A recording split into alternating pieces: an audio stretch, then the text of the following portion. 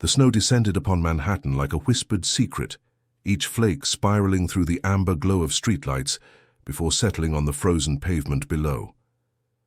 It was Christmas Eve, and the city had transformed into a wonderland of twinkling lights, festive decorations, and the distant melody of carolers singing on street corners. The air was crisp and cold, carrying the scent of roasted chestnuts and pine needles. Families hurried along Fifth Avenue, their arms laden with wrapped packages, their laughter echoing through the frosty night. Everything about this evening seemed touched by magic, as if the universe itself had conspired to create the perfect backdrop for a fairy tale. Inside the magnificent Cathedral of St. Patrick, 300 guests sat in polished mahogany pews, their eyes fixed upon an altar adorned with cascading white roses, eucalyptus branches, and delicate strands of fairy lights. Towering candelabras cast a warm golden glow across the sacred space, their flames dancing gently in the draught from the ancient stone walls. The massive pipe organ filled the cathedral with the haunting strains of Pachelbel's canon, the notes rising toward the vaulted ceiling like prayers ascending to heaven. Crystal chandeliers sparkled overhead, their light refracting into thousands of tiny rainbows that danced across the marble floors. It was, by any measure, a scene of breathtaking beauty, a scene that promised romance, commitment, and the beginning of a new chapter in the lives of two people deeply in love. But there was a problem, a significant, devastating, inexplicable problem. The groom had not arrived. Eleanor Grace Bennett stood in the vestibule behind the cathedral's massive oak doors, her heart racing beneath the bodice of her exquisite wedding gown. The dress was a masterpiece of Italian craftsmanship, featuring a fitted corset of hand-stitched Chantilly lace, a full skirt of layered silk organza, and a cathedral-length train, embroidered with thousands of tiny seed pearls. Her auburn hair had been swept into an elegant chignon, secured with antique hairpins that had belonged to her grandmother. A delicate veil of French tulle cascaded from a diamond tiara, framing her heart-shaped face and bringing out the emerald green of her eyes. She looked, by every objective standard, like a princess from a storybook. She felt like a woman whose dreams were about to come true. At 28 years old, Eleanor had waited her entire life for this moment. Growing up in a modest apartment in Brooklyn, raised by her father after her mother passed away when she was 7, she had spent countless hours imagining her wedding day. She had dreamed of the dress, the flowers, the music, the look on her groom's face as she walked toward him down the aisle. She had imagined every detail, rehearsed every emotion, prepared herself for the overwhelming joy that would wash over her when she finally said, "I do." And now, standing in the vestibule of one of the most beautiful cathedrals in the world, surrounded by the people she loved most, Eleanor felt the first tendrils of doubt begin to creep into her heart. Where was Daniel? Her groom's name was Daniel Alexander Whitmore. He was 32 years old, devastatingly handsome and successful beyond measure. He worked as a senior partner at a prestigious investment firm in Midtown, or at least that was what he had always told her. They had met 2.5 years ago at a charity gala hosted by the Metropolitan Museum of Art, an elegant evening of champagne, classical music, and conversations with New York's elite. Eleanor had been working as a pediatric nurse at New York Presbyterian Hospital, attending the gala only because a wealthy patient's family had given her a spare ticket. She had felt completely out of place among the socialites and business moguls, standing alone by a Monet painting with a glass of sparkling water, wondering how soon she could politely leave. And then Daniel had appeared. He had approached her with the confidence of a man who always got what he wanted, his tailored tuxedo fitting his athletic frame perfectly, his dark hair styled with casual precision. His eyes were the color of warm honey, and when he smiled at her, Eleanor felt something shift inside her chest, something that felt like recognition, like destiny, like the beginning of everything she had ever hoped for. They had talked for hours that night, oblivious to the swirling crowd around them. Daniel had been charming, attentive, genuinely interested in her work and her passions. He had asked about her patients, her childhood, her dreams for the future. He had made her laugh, really laugh, for the first time in years. And when the gala ended and he asked for her phone number, Eleanor had given it without hesitation. Their courtship had been a whirlwind of romantic gestures and memorable moments. Daniel had sent flowers to the hospital every week, each bouquet more elaborate than the last. He had taken her to restaurants she had only read about in magazines, to Broadway shows with front-row seats, to weekend getaways at luxurious resorts in the Hamptons. He had introduced her to his world of wealth and privilege, never making her feel inadequate or out of place. He had made her feel cherished, protected, adored. 6 months after they met, Daniel had proposed. He had rented out the entire observation deck of the Empire State Building, filling the space with thousands of roses and a string quartet playing their favorite song. He had gotten down on one knee, produced a ring with a flawless 5-carat diamond, and asked her to spend the rest of her life with him. Eleanor had said yes before he finished the question, tears streaming down her face, her heart so full she thought it might burst. The wedding planning had consumed the following year and a half. Daniel had insisted on sparing no expense, hiring the most sought-after wedding planner in Manhattan, booking the cathedral that hosted society weddings, ordering a custom gown from a designer in Milan. Eleanor had sometimes felt overwhelmed by the scale of it all, but Daniel had always reassured her. "This is what you deserve," he would say, kissing her forehead. "You deserve everything beautiful in this world." And now, on the day that was supposed to be the culmination of all those plans, all those dreams, all that love, Daniel was nowhere to be found. Eleanor's father, Robert Bennett, stood beside her in the vestibule. He was a gentleman in his early 60s, with thinning grey hair and kind brown eyes that had seen more sorrow than any parent should have to bear. He had raised Eleanor alone after her mother's death, working long hours as an accountant to provide for her, attending every school play and parent-teacher conference, helping her with homework and heartbreaks alike. He had been skeptical of Daniel at first, as fathers often are of the men who pursue their daughters. But over time, Daniel's charm had won him over, and Robert had come to accept him as the son he never had. Now Robert placed a trembling hand on his daughter's arm. "I am sure there is an explanation, sweetheart," he said, though his voice lacked conviction. "Perhaps his car is stuck in traffic. You know how the city gets on Christmas Eve." Eleanor nodded, wanting desperately to believe him, but a cold knot of dread had formed in her stomach, and with each passing minute, it grew larger and more insistent. She looked at the wedding coordinator, Margaret, a petite woman in her 50s who had orchestrated hundreds of society weddings without a single mishap. Margaret's face was pale, her eyes darting nervously toward the main doors. "Have you been able to reach him?" Eleanor asked, her voice barely above a whisper.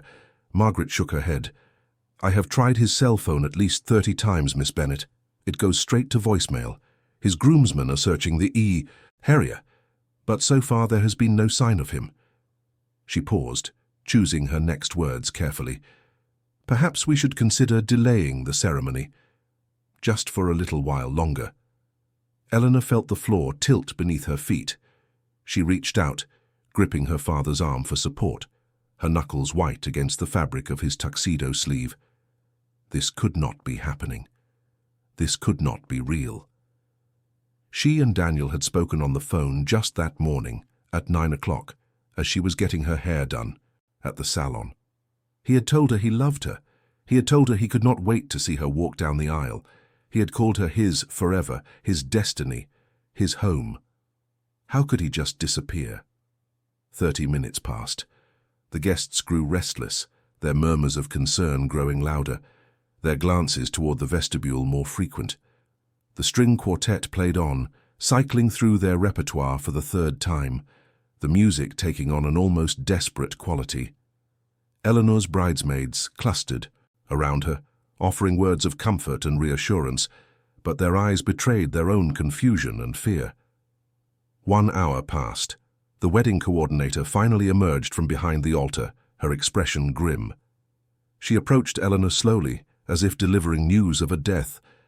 "Miss Bennett," she said softly, "I am so terribly sorry, but I think we need to inform the guests that the ceremony will not be taking place today." Eleanor heard the words, but they seemed to come from very far away. She felt as if she were underwater, the sounds around her muffled and distorted. She saw the guests beginning to stand, gathering their coats and purses, casting pitying glances in her direction. She saw her bridesmaids crying, their makeup running down their faces. She saw her father's shoulders slump, the weight of his daughter's heartbreak pressing down upon him. But Eleanor herself did not cry. She did not scream or collapse or demand answers. She simply stood there in her beautiful wedding gown, her bouquet of white roses clutched in her trembling hands, staring at the empty altar where her groom should have been standing. The guests filed out slowly, offering awkward condolences as they passed. Some hugged her, some patted her shoulder, some simply shook their heads and hurried away. By 9 o'clock the cathedral was empty except for Eleanor, her father, and a handful of staff members who were quietly extinguishing candles and removing floral arrangements. And then, just as Eleanor was about to surrender to the numbness threatening to consume her, her father's phone buzzed in his pocket. Robert pulled out the device and stared at the screen. His face went pale, then grey, then something close to white. His hands began to shake so violently that he nearly dropped the phone. "What is it?" Eleanor demanded.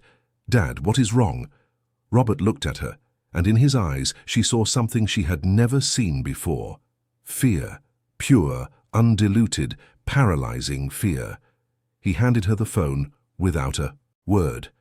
On the screen was a text message from an unknown number. Eleanor read it once, then twice, then 3 times, her mind refusing to process the words. "Daniel Whitmore does not exist. The man you are going to marry is someone else entirely. He has been using you to get to your father.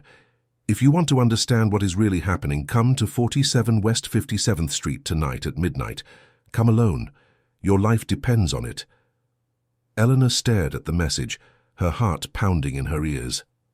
Every instinct screamed at her to ignore it, to go home, to pretend this nightmare had never happened. But something deeper, something more primal, urged her forward. She needed to know. She needed to understand. She needed to find out why the man she loved had abandoned her on the most important day of her life. At 11:30 that night, Eleanor stood on the sidewalk outside a magnificent brownstone on West 57th Street. She had changed out of her wedding gown, replacing it with black jeans, a grey cashmere sweater, and a heavy wool coat. Her hair hung loose around her shoulders, damp with snowflakes. Her eyes were red from crying, but her jaw was set with determination. She climbed the stone steps and pressed the brass doorbell. The door opened almost immediately, as if someone had been watching for her arrival. A man stood in the doorway, tall and broad-shouldered, with an aura of power that seemed to radiate from his very presence. He appeared to be in his late 30s or early 40s, with jet-black hair that was silvering at the temples, and eyes the color of storm clouds gathering before a tempest. He wore a perfectly tailored charcoal suit, a crisp white shirt, and a silk tie the color of midnight. Everything about him spoke of wealth, sophistication, and carefully controlled danger. "Eleanor Bennett," he said. His voice was deep and smooth, with the faintest trace of an Italian accent that made her shiver in a way that had nothing to do with the cold. "I have been expecting you." Eleanor took a step back, her heart racing.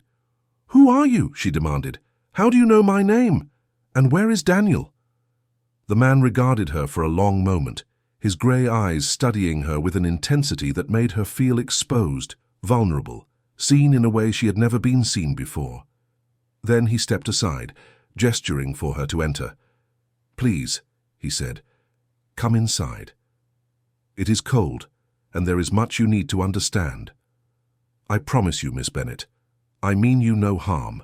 In fact, I may be the only person in this city who can help you."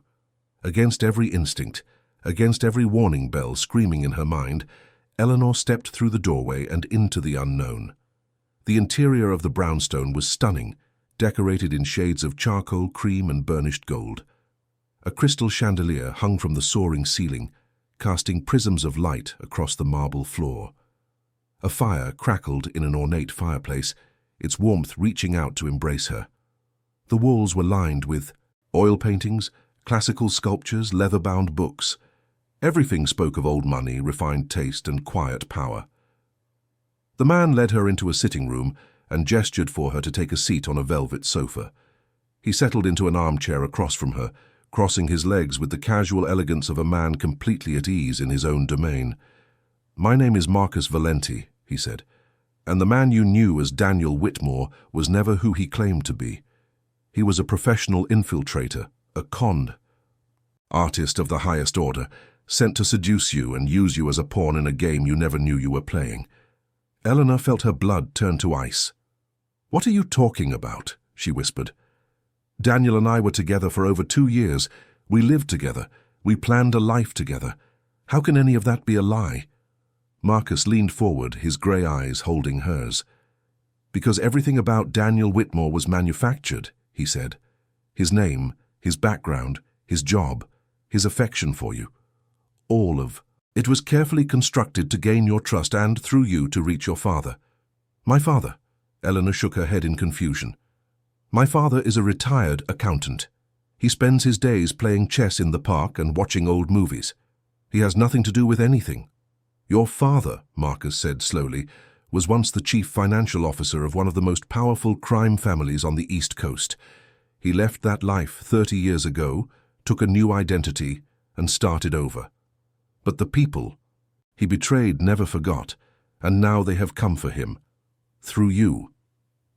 The room seemed to spin around Eleanor.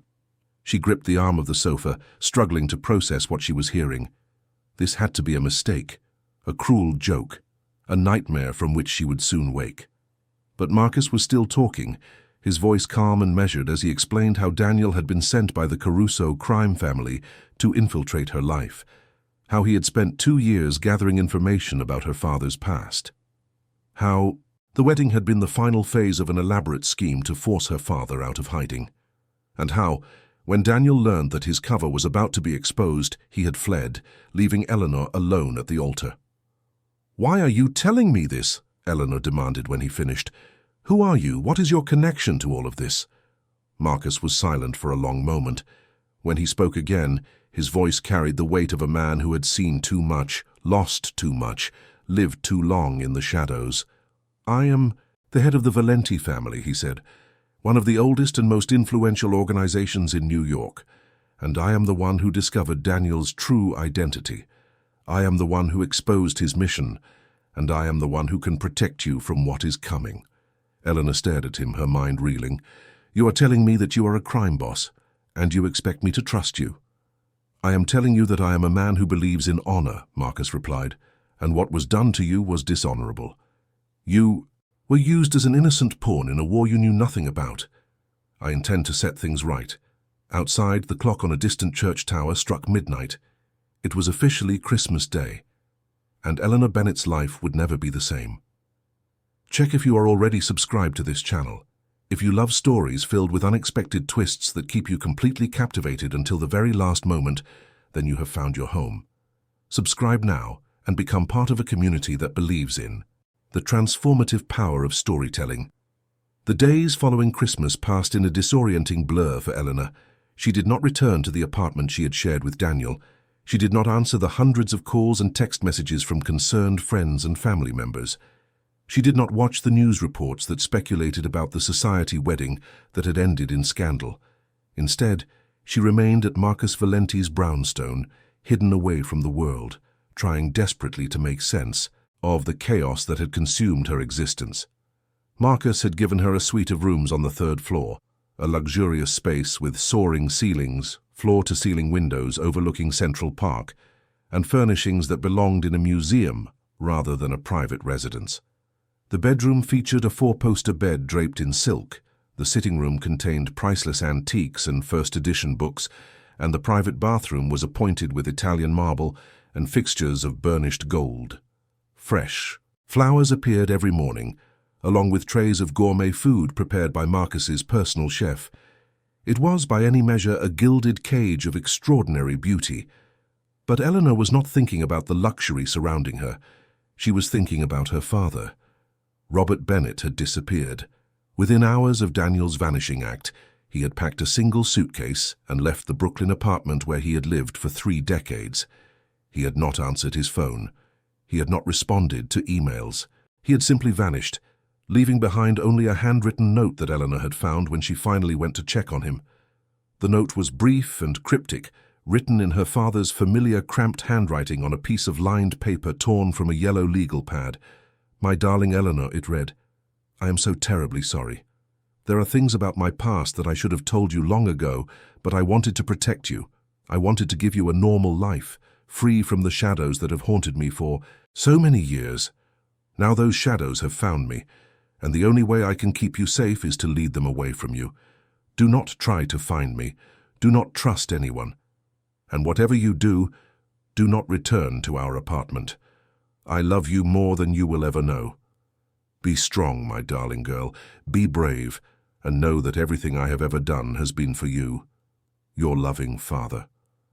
Eleanor had read the note so many times that she had memorized every word, every pause, every trembling stroke of the pen. She had cried until she had no tears left. She had raged against the walls of her elegant prison. She had demanded answers from Marcus, from his staff, from anyone who would listen. But answers were slow in coming. On the 4th day after Christmas, Eleanor finally confronted Marcus in his study. It was a magnificent room lined with mahogany bookshelves, featuring a massive antique desk and leather chairs positioned before a crackling fireplace. Marcus sat behind the desk, reviewing documents with the focused intensity of a general planning a campaign. He looked up as she entered, his grey eyes registering neither surprise nor displeasure. "I need you to tell me everything," Eleanor said, her voice steady despite the turmoil raging inside her. "Not just the highlights. Everything. Who is Daniel really? Who are these people who sent him? And what does any of this have to do with my father?" Marcus set down his papers and leaned back in his chair. He studied her for a long moment, as if assessing her strength, her resolve, her capacity to handle what he was about to reveal. "Very well," he said finally, "but I must warn you, Eleanor, the truth is neither pleasant nor simple, and once you know it, you cannot unknow it."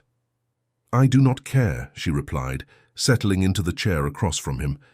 "I have spent my entire life believing in a reality that was nothing but lies. My father was not who I thought he was. The man I loved was not who I thought he was. I need to understand what is real. I need to understand who I truly am." Marcus rose from his desk and walked to the window, his hands clasped behind his back. He stood there for a moment, silhouetted against the grey winter light, before he began to speak. 35 years ago," he said, "your father was a brilliant young accountant named Robert Walsh.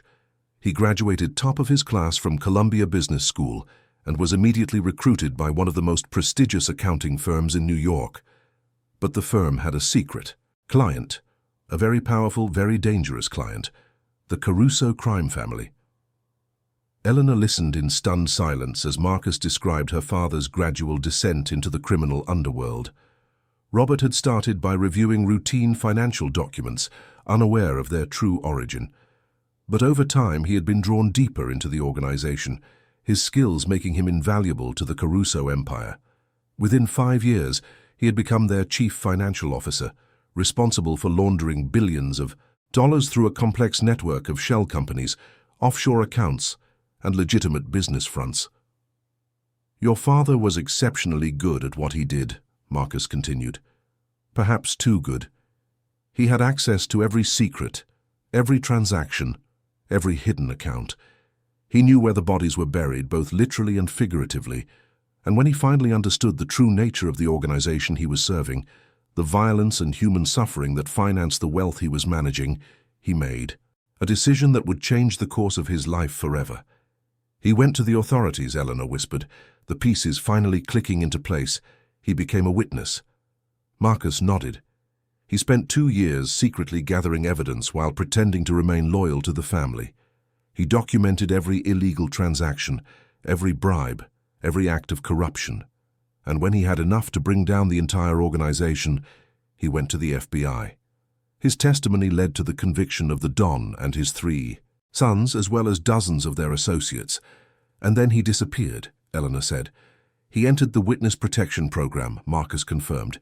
"He was given a new identity, a new history, a new life. He moved to Brooklyn, met your mother, and tried to put his past behind him forever. For 30 years he succeeded.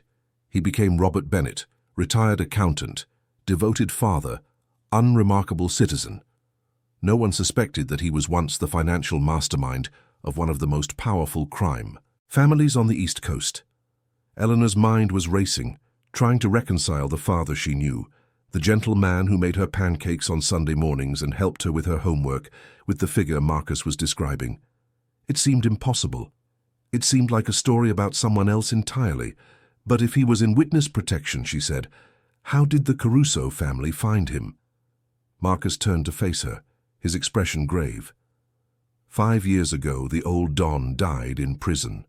His sons had been released years earlier, and they immediately began rebuilding the family's power. But they had not forgotten the man who had betrayed them. They had not forgotten Robert Walsh. They hired private investigators, bribed corrupt officials, spent millions of dollars searching for him, and eventually they found a trail. A trail that led to me, Eleanor said, her voice barely above a whisper. Marcus nodded. They could not approach your father directly without alerting the authorities.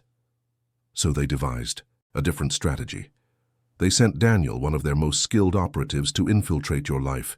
His mission was to get close to you, to earn your trust, to make you fall in love with him.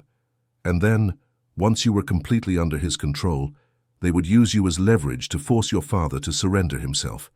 Eleanor felt sick. She pressed a hand to her stomach, fighting the wave of nausea that threatened to overwhelm her. The wedding, she said. The wedding was part of the plan. The wedding was the final phase, Marcus confirmed. On your wedding night, your father was going to receive a message. Surrender yourself, or watch your daughter suffer. The Carusos were counting on his love for you to overcome his survival instinct. Eleanor closed her eyes, trying to process the magnitude of what she was hearing. Her entire relationship with Daniel, every kiss, every whispered promise, every moment of intimacy, had been nothing but a calculated performance. She had been a mark, a target, a pawn in a deadly game she had never known she was playing. But why did Daniel run, she asked. If the plan was so close to completion, why did he abandon me at the altar? Because I exposed him, Marcus said simply. I have been monitoring the Caruso family's activities for years. When my sources alerted me to their plot against your father, I began investigating. I discovered Daniel's true identity, gathered evidence of his deception, and arranged for that evidence to reach him on Christmas Eve morning. You sent him the evidence, Eleanor said, understanding dawning. You made him realize his cover was blown. I gave him a choice, Marcus replied. Flee and survive, or stay and face the consequences. He chose to flee. It is what I expected. Men like Daniel are not capable of courage. They are only capable of self-preservation. Eleanor opened her eyes and looked at Marcus. For the first time since this nightmare began, she felt something other than fear and confusion. She felt gratitude. You saved me, she said softly. You exposed him before he could complete his mission. I did what was necessary, Marcus replied. He crossed the room and took a seat in the chair beside her, his grey eyes holding hers. I told you before, Eleanor. I believe in honor. What was done to you was dishonorable, and I will not rest until everyone responsible is brought to justice. But why, Eleanor pressed? Why do you care what happens to me? I am a stranger. I am nothing to you. Marcus was silent for a long moment. When he finally spoke, his voice carried a weight of emotion that she had not heard before. 20 years ago, he said, I had a wife. Her name was Isabella. She was the kindest, most beautiful soul I had ever known. She saw something in me that no one else saw. She believed I could be more than what my family name demanded. She believed I could change. Eleanor held her breath, sensing that she was about to hear something profound. We were married for 3 years, Marcus continued. The happiest years of my life. And then she was taken from me, by men who wanted to send a message to my family. Men who believed that the only way to hurt me was to destroy the thing I loved most. I am so sorry, Eleanor whispered. Marcus shook his head. Do not be sorry. It was a long time ago. But I made a vow that day, standing over her grave. I vowed that I would never allow another innocent person to suffer the way she did. I vowed that I would use whatever power I possessed to protect those who could not protect themselves. He looked at Eleanor, and in his grey eyes she saw the ghost of old grief, tempered by years of determination and resolve. "That is why I helped you," he said. "That is why I will continue to help you. Because I know what it is to lose everything, and I will not let that happen to you." Eleanor did not know what to say. She did not know what to feel. In the span of a few days, her entire world had collapsed and been rebuilt into something unrecognizable. She was sitting in the home of a man who admitted to being a powerful figure in the criminal underworld, yet he was offering her protection, offering her answers, offering her something that looked remarkably like hope. "Thank you," she finally managed, "for telling me, for being honest with me when no one else has been." Marcus inclined his head. "Now you understand the situation. The question is, what do you want to do about it?" Eleanor thought about her father, alone and running, trying to protect her even now. She thought about Daniel, the man she had loved who had never loved her at all. She thought about the Caruso family, the faceless monsters who had orchestrated her destruction. And then she thought about herself, about the woman she had been, naive and trusting, believing in fairy tales and happy endings. That woman was gone now. In her place was someone harder, someone fiercer, someone who would not rest until the truth was exposed and justice was served. "I want to find them," she said, her voice steady and strong. "I want to find Daniel. I want to find the people who sent him, and I want to make sure they can never hurt anyone else again." Marcus studied her for a long moment, a faint smile playing at the corners of his lips. "Then we have work to do," he said. January arrived with a brutal cold snap that turned Manhattan into a frozen fortress. The temperatures plummeted to record lows. The wind howled through the concrete canyons, and the streets emptied. As residents huddled indoors, waiting for the bitter weather to pass. But inside the Valenti brownstone, the atmosphere was anything but quiet. Marcus had assembled a team of specialists, each one hand-picked for their unique skills and unwavering loyalty. There was Victor, a former military intelligence officer with a gift for surveillance and reconnaissance. There was Natasha, a cybersecurity expert who could trace a digital footprint across continents. There was Thomas, a forensic accountant, who could follow the flow of money through the most labyrinthine financial structures. And there was Maria, a former prosecutor who understood the legal landscape and could navigate its complexities with surgical precision. Together, they formed a task force dedicated to a single mission: dismantling the Caruso family's network and bringing Daniel to justice. Eleanor threw herself into the work with a fervor that surprised everyone, including herself. She spent hours each day reviewing financial documents, searching for patterns and anomalies that might reveal the Caruso's operations. She discovered that she had inherited her father's gift for numbers, an intuitive understanding of how money moved and where it hid. She could look at a spreadsheet and see the story behind the figures, the lies buried in the data, the secrets waiting to be exposed. Marcus watched her with a mixture of admiration and concern. "You are pushing yourself too hard," he told her one evening, finding her still at work in the study long after everyone else had gone to bed. "You need to rest." "I will rest when this is over," Eleanor replied, not looking up from her computer screen. "I will rest when Daniel is in custody and my father is safe." Marcus crossed the room and gently closed her laptop. He took her hands in his, forcing her to meet his eyes. "Exhaustion will not help your father," he said softly. "And it will not help you. You need to take care of yourself, Eleanor. You are no good to anyone if you collapse." Eleanor wanted to argue, but the warmth of his hands and the genuine concern in his eyes made her resistance crumble. She realized suddenly how tired she was, how fragile, how close to breaking. "I just feel so helpless," she admitted, her voice cracking. "My father is out there somewhere running for his life, and I cannot do anything to help him. Daniel is hiding in some corner of the world, laughing at how easily he fooled me.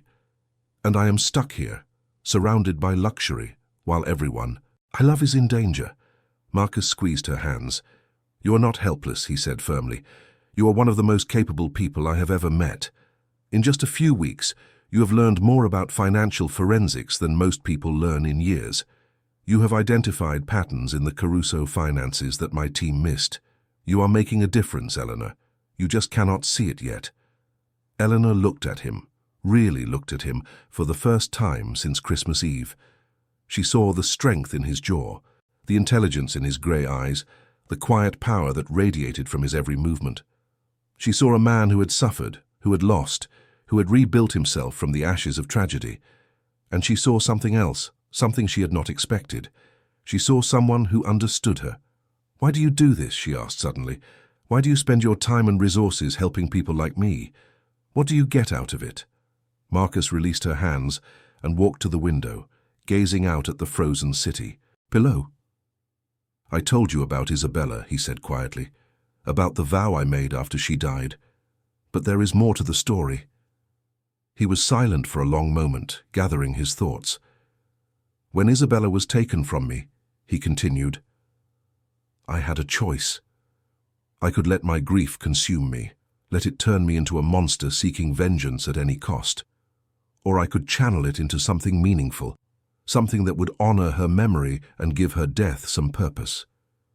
He turned to face Eleanor, his expression raw and unguarded in a way she had never seen before. I chose the second path, he said. I restructured my family's operations. I moved away from the activities that had caused so much suffering. I focused on legitimate businesses, philanthropic endeavors, protecting those who could not protect themselves. It is not redemption, I know that. Nothing can erase the sins of my past, but it is something. It is a reason to keep going. Eleanor rose from her chair and crossed the room to stand beside him. She reached out and placed her hand on his arm, feeling the warmth of his skin through the fabric of his sleeve. I think it is redemption, she said softly. I think Isabella would be proud of the man you have become. Marcus looked at her, and something shifted in his expression. Something that looked almost like hope.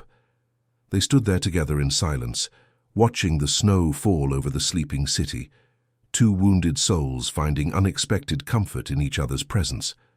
Right now, pause and leave a comment with these words. I believe in second chances. Because this story is proof that even in our darkest moments, hope can find us when we least expect it. Your words might be exactly what someone else needs to hear tonight. February brought a breakthrough that changed everything. Natasha, the cybersecurity expert, had been monitoring the Caruso family's digital communications for weeks. Most of the traffic was heavily encrypted, nearly impossible to crack. But late one night, she discovered a vulnerability. A careless mistake by one of the Caruso associates had exposed a server, and within hours, Natasha had accessed a treasure trove of information. The data revealed the location of a private estate in upstate New York, a remote property hidden in the Catskill Mountains. Financial records showed that significant funds had been funneled to this location in recent weeks.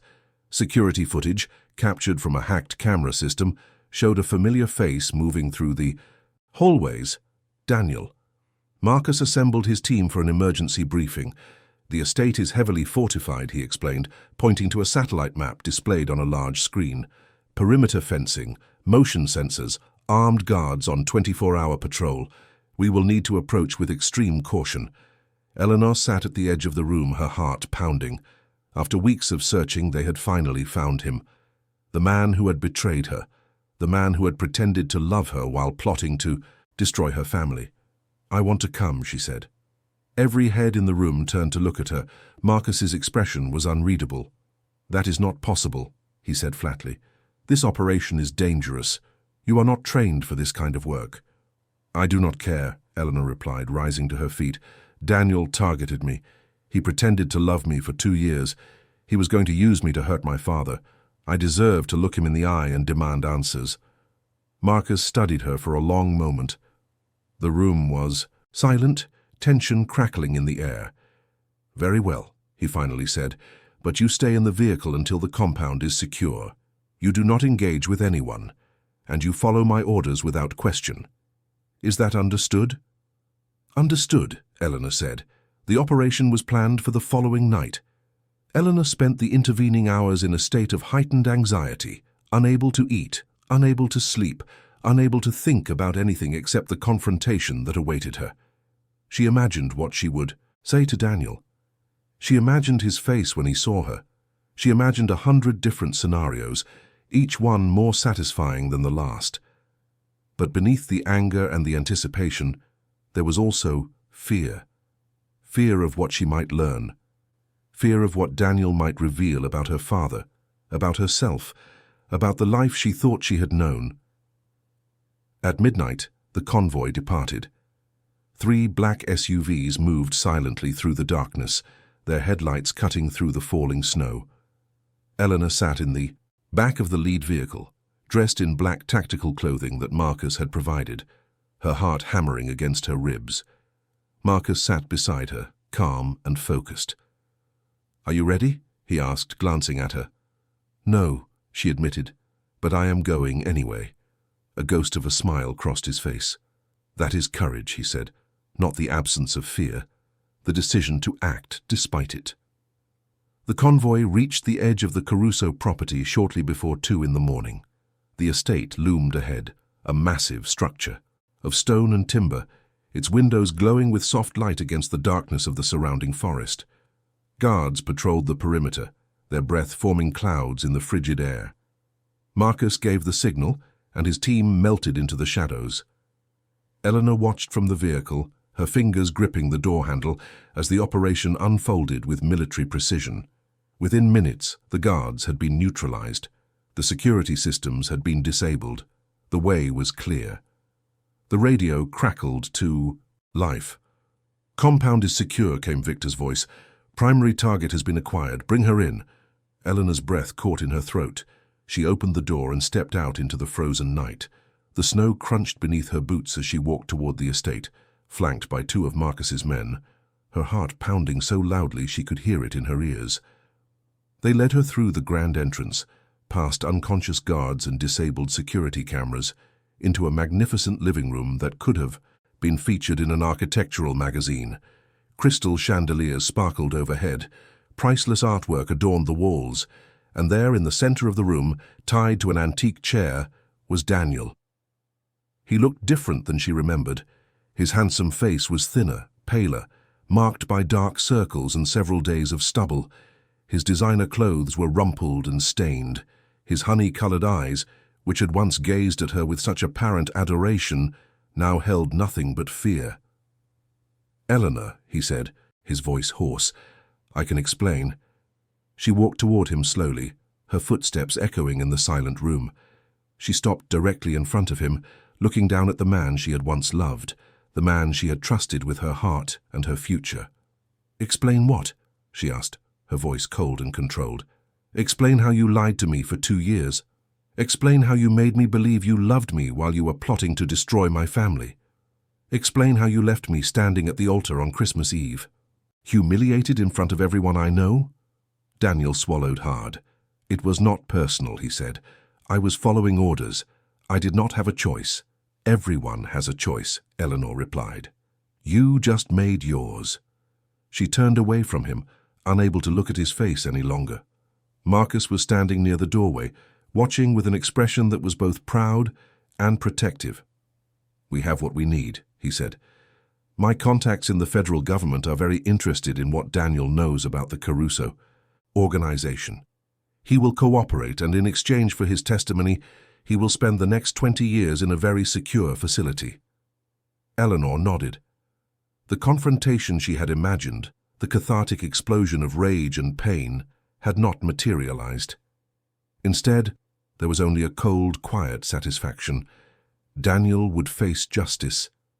The Caruso family's grip on her life was beginning to loosen, and for the first time in months, she felt something that resembled peace. As they walked out of the estate and back toward the waiting vehicles, Marcus took her hand. It was a simple gesture, but it meant everything. "You did well tonight," he said quietly. "I did not do anything," she replied. "You and your team did all the work." Marcus shook his head. "You showed courage. You faced your fear. That is more than most people ever do. Eleanor looked at him. This man who had saved her, protected her, believed in her when she had stopped believing in herself. And she realized, with a sudden clarity that took her breath away, that her feelings for him had grown far beyond gratitude. "Thank you," she said softly, "for everything." Marcus held her gaze, and something unspoken passed between them. Something powerful, something undeniable. The snow continued to fall around them, covering the world in white as they climbed into the vehicle and began the long drive back to Manhattan. The weeks following Daniel's capture brought significant changes to Eleanor's life. His cooperation with federal authorities led to a cascade of arrests, dismantling the Caruso family's network piece by piece. The men who had ordered her targeting, who had orchestrated the elaborate deception that had nearly destroyed her, were now facing decades in prison, and her father had returned. Robert Bennett arrived at the Valenti brownstone on a snowy evening in late February. He appeared at the door like a spectre from Eleanor's past, older and grayer than she remembered, his kind eyes shadowed by exhaustion and fear. When she saw him standing on the doorstep, his worn suitcase in hand, she burst into tears and threw herself into his arms. Their reunion was raw and overwhelming. Eleanor clung to her father for a long time, breathing in his familiar scent, feeling the solid reality of his presence. All the questions she had, all the anger and confusion and hurt, melted away in the face of one simple, profound truth. He was here. He was safe. They were together. Over the following days, Robert told her everything. He sat with her for hours in the library, the fire crackling in the hearth, and recounted his past with unflinching honesty. He explained how he had been recruited by the Caruso family, how he had risen through their ranks, how he had finally found the courage to betray them. He described the agonizing decision to enter witness protection, the years of looking over his shoulder, the constant fear that his past would catch up with him. "I wanted to tell you," he said, his voice breaking. "So many times. I wanted to explain, but I thought if you did not know you would be safe. I thought my silence would protect you." Eleanor took his hand. "I understand," she said. "I do not like it, but I understand. You did what you thought was right." Robert shook his head, tears streaming down his weathered face. "I was a coward," he said. "I should have prepared you. I should have given you the tools to protect yourself. Instead, I left you vulnerable, and that monster almost destroyed you." But he did not destroy me, Eleanor said firmly. She squeezed her father's hand. "I am still here, Dad. I am stronger than I have ever been. And that is because of you. Because you raised me to be resilient, to be brave, to keep going, even when everything seems hopeless." Robert looked at his daughter, and something in his expression shifted. Pride replaced guilt. Hope replaced despair. "You are so much like your mother," he whispered. "She would be so proud of you." Eleanor smiled through her tears. "Tell me about her," she said. "Tell me everything you remember." And so Robert began to talk, sharing memories of the woman he had loved and lost so many years ago. He spoke of her laugh, her kindness, her unwavering belief in the goodness of people. He described their wedding day, their first apartment, the joy they had felt when Eleanor was born. He painted a picture of a life filled with love, a life that had been cut short too soon, but had left behind a legacy that lived on in their daughter. As Eleanor listened, she felt something healing inside her. The wounds of the past weeks were not gone, but they were beginning to close. She was beginning to understand who she was, where she came from, what she was capable of becoming, and she was beginning to understand something else as well. Something about Marcus Valenti. He had given them space during the reunion, respecting their need for privacy. But Eleanor noticed that he was always nearby, always watching, always ready to step in if needed.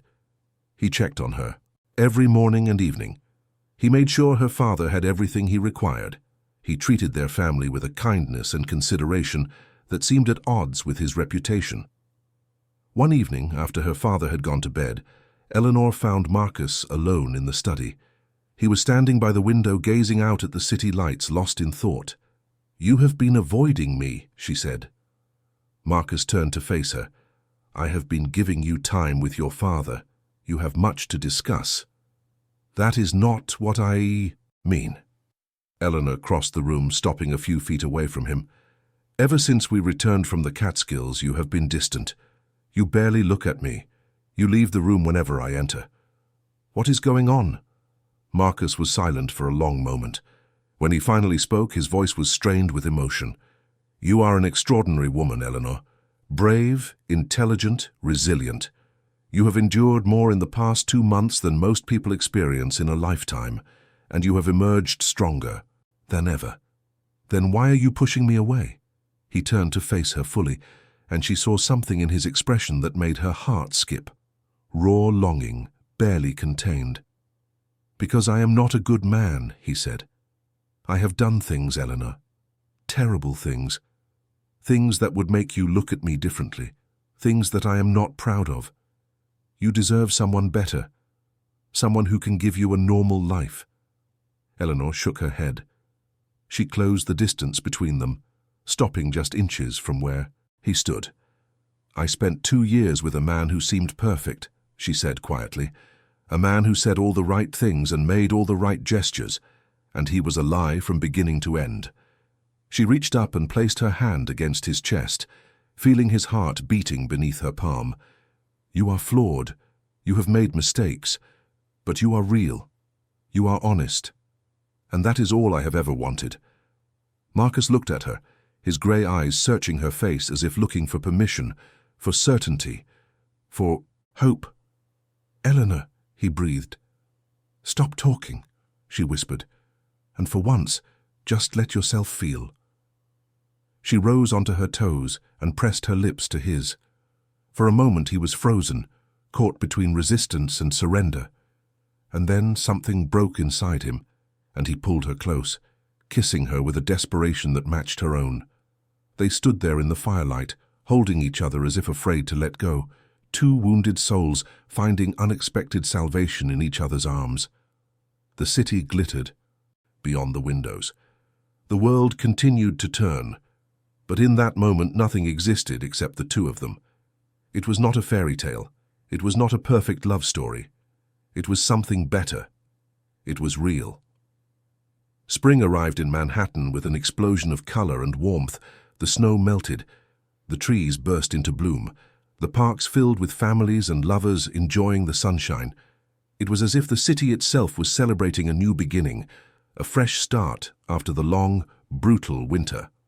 Eleanor stood on the terrace of the penthouse that Marcus had given her, gazing out at the skyline she had known her entire life. But everything looked different now. Everything felt different. She was different. 4 months had passed since that first kiss in the study. 4 months of learning each other, of navigating the complicated terrain of their unconventional relationship. There had been challenges. Marcus's world was not an easy one to accept or understand. There were moments when Eleanor questioned whether she was making a wise choice, whether she was trading one set of complications for another. But Marcus had opened himself to her in ways he had never opened to anyone else. He showed her the legitimate enterprises he was building, the charitable foundation he had established in Isabella's memory, to help families affected by violence. He introduced her to the people who worked for him, not as criminals or associates, but as family. And slowly, gradually, Eleanor began to see the man behind the reputation, the man who had been shattered by loss, but had never stopped trying to rebuild something meaningful. Her father had moved into a comfortable apartment in Brooklyn, not far from where Eleanor had grown up. He was writing his memoirs, he told her, a way to make sense of his extraordinary journey and perhaps help others who found themselves trapped in similar circumstances. Eleanor visited him every Sunday for dinner, often bringing Marcus along. The 2 men had developed an unlikely friendship, bonded by their shared experiences of living in the shadows and their mutual devotion to Eleanor. On a warm evening in late May, Marcus took Eleanor to a rooftop garden atop one of the buildings he owned. The garden was a hidden paradise in the heart of the city, filled with flowering plants, bubbling fountains, and twinkling lights strung between the trees. A small table had been set for 2, with champagne chilling in a silver bucket and candles flickering in. The gentle breeze. "What is all this?" Eleanor asked, looking around in wonder. Marcus took her hands in his grey eyes soft with emotion. "Eleanor," he said, "I have spent most of my life believing that I did not deserve happiness, that the things I had done, the person I had been, made me unworthy of love. And then you walked into my life on Christmas Eve, and everything changed." Tears pricked at the corners of her eyes. "Marcus," she whispered. He reached into his pocket and produced a small, velvet box. When he opened it, Eleanor gasped. Inside was a ring of extraordinary beauty, featuring a large oval diamond surrounded by smaller stones that caught the candlelight and scattered it into 1,000 tiny rainbows. "I know this might seem fast," he continued. "I know there are 1,000 reasons why this is complicated, but I also know that I have never been more certain of anything in my entire life. I love you, Eleanor Bennett. I love your strength, your courage, your kindness. I love the way you challenged me to be better, to see myself differently. And I want to spend the rest of my days proving to you that love can be real, that it can be honest, that it can last." He lowered himself to one knee, holding the ring up to her, like an offering. "Will you marry me?" Eleanor looked at him. This man who had saved her, protected her, challenged her, and ultimately loved her in ways she had never imagined possible. She thought about the journey that had brought them to this moment. The pain, the betrayal, the fear, and then the healing, the hope, the love. She thought about the woman she had been on Christmas Eve, standing in that magnificent cathedral in her white gown, waiting for a man who would never come.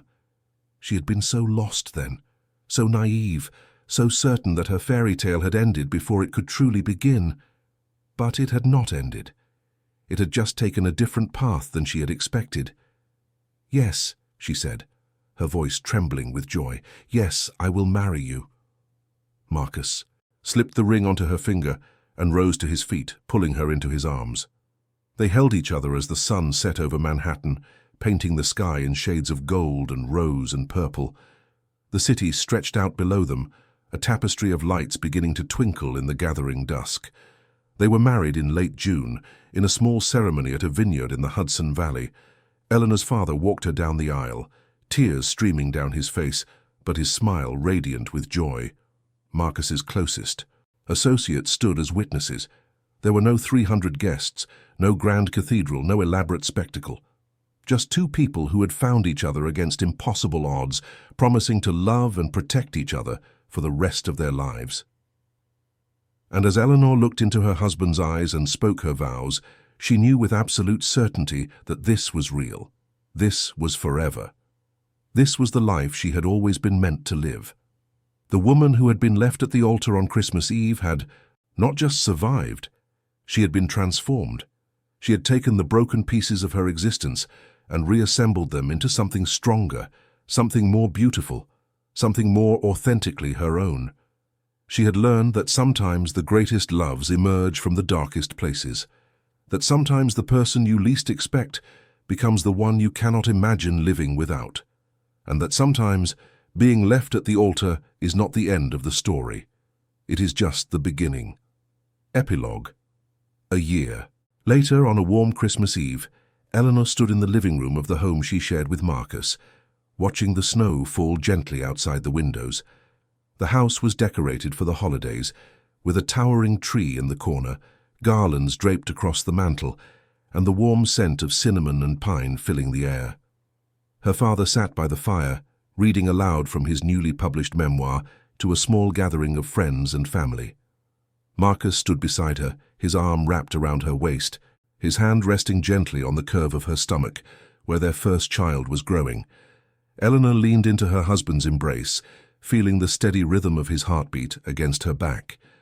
She thought about everything that had happened since that terrible night a year ago, when her world had fallen apart and been rebuilt into something she never could have imagined. She thought about Daniel, now serving his sentence in a federal prison, his crimes exposed and his power shattered.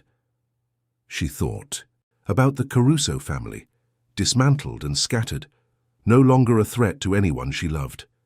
She thought about her father, finally at peace after decades of running and hiding, and she thought about herself, the woman she had been, the woman she had become. "Are you happy?" Marcus asked softly, his lips brushing against her ear. Eleanor turned in his arms, looking up at the man who had given her everything she never knew she needed. His grey eyes were soft with love, with hope, with the promise of a future they would build together. "I have never been happier," she said. And it was true, every word.